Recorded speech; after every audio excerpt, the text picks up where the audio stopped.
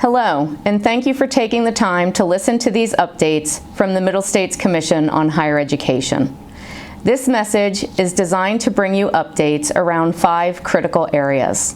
1, the second COVID survey we administered and the ongoing extraordinary work of our institutions.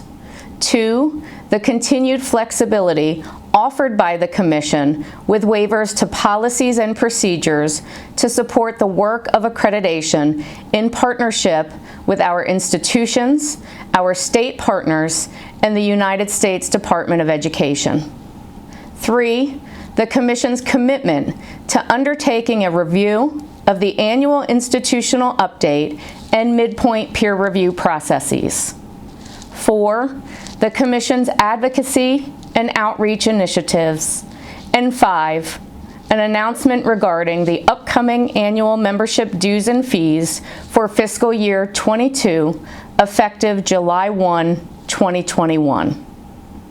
First, on behalf of the Commission, I want to thank our institutional presidents and other representatives for continuing to engage in exceptional work during this academic year where the pandemic persisted.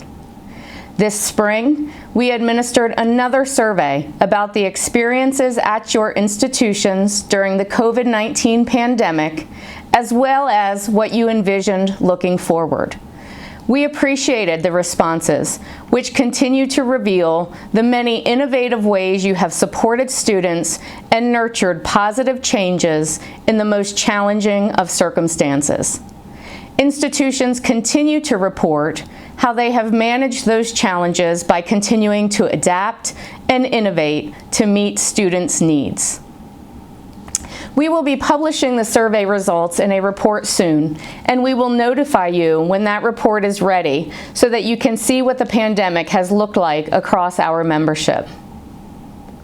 The second area that I would like to address relates to the continued flexibility offered by the Commission with regard to accreditation activities. We continue to keep the COVID-19 webpage updated, and you can find critical information there. The Commission has continued to modify policies and procedures, and I want to highlight those recent modifications. The Commission voted to continue its temporary waiver with regard to on-site visits to support virtual visits in the fall of 2021.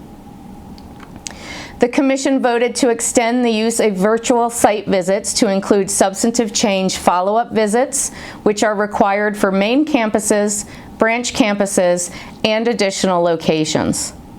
The Commission has now temporarily waived on-site applicant liaison guidance visits required in the Commission's application and candidacy review cycle and monitoring policy and procedures to also support virtual visits.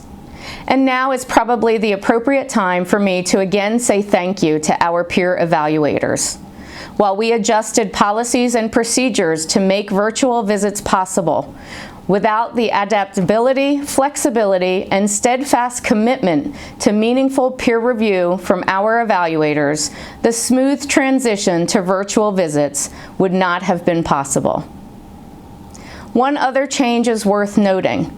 The Commission has delayed the opening and closing of the annual institutional update again this year for 2021. The 2021 AIU will open on Monday, July 12th at 9 a.m. and will close on Monday, August 16th at 4:30 p.m., giving institutions more time. The third area I want to highlight relates to the assessment of our accreditation review cycle and monitoring activities.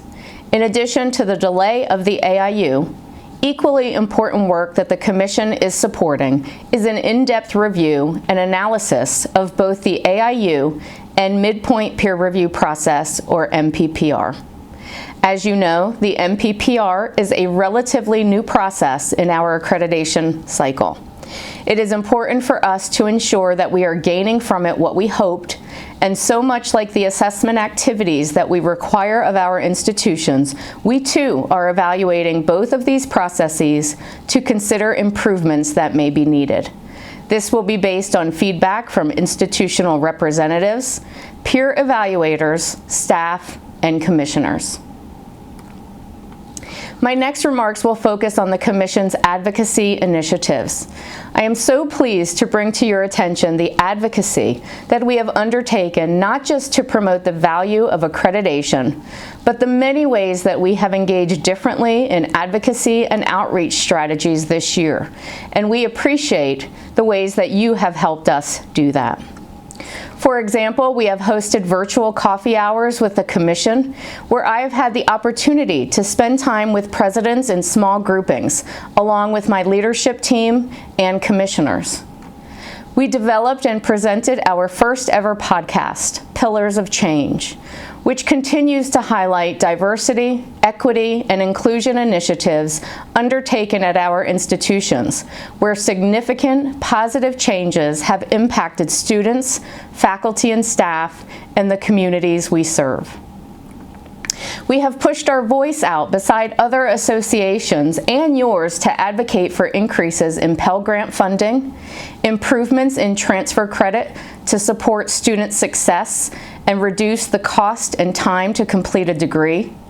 And we participated in a Lumina-funded initiative to develop guidelines for engagement and effective partnership for accreditors working with public higher education systems. Many other advocacy initiatives have been featured at our website and through social media, and I encourage you to visit our website, sign up for the latest news from us, or join us on social media so that we can continue to stay connected. Finally, the last area provides you with an update on the status of annual membership dues and fees expected for fiscal year 22, which begins July 1 of this year and ends June 30th, 2022 for our Commission. I am pleased to announce that the Commission is holding steady on its annual membership dues and fees for the coming fiscal year. There will be no percentage increase as the Commission remains sensitive to the continuing conditions of the pandemic and the impact on institutions. Further, the Commission has adopted several cost-saving measures to reduce its operational costs, and we are positioned to pass those savings along to our members in the coming fiscal year. I do have to note here, though, a few critical reminders. Invoicing will take place in June, and payment is due by July 31st and should be made by ACH. Please help us get this critical message to the person who processes payments at your institution so that checks no longer come into our office. Remember that while the Commission is not increasing its annual membership dues, those dues are based on the total E&G expenditures reported by the institution through IPEDS. So fluctuations in dues may occur in either direction.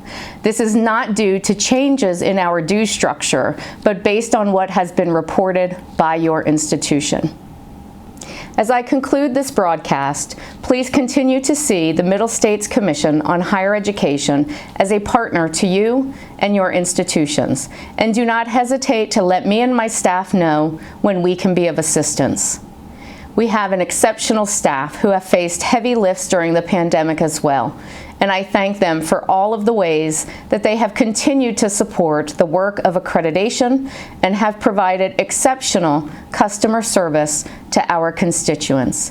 It is our privilege to work with our institutions as we continue to navigate an increasingly complex and changing higher education environment together. I also want to express my sincere appreciation to our commissioners who have continued to face increasing demands at their own organizations while amazingly supporting ours.